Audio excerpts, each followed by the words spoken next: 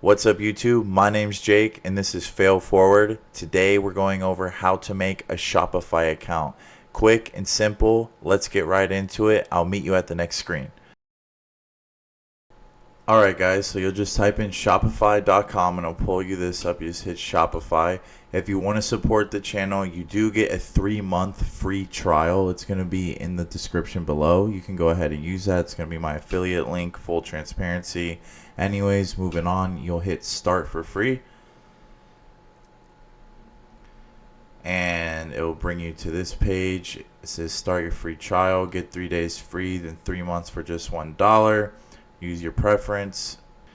Alright guys, obviously I have stores already, but for this video's purposes I'm just going to create another one. So create store.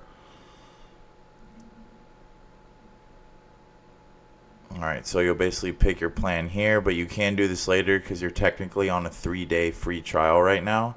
So just hit skip, I'll decide later. Alright, this is what you do here. Super complicated, alright? All you do is this. You just skip that. It's literally irrelevant. And now you have your own store. You're going to want to select the plan because that 3 days is going to come quicker than you know. But that's basically it for this video, guys.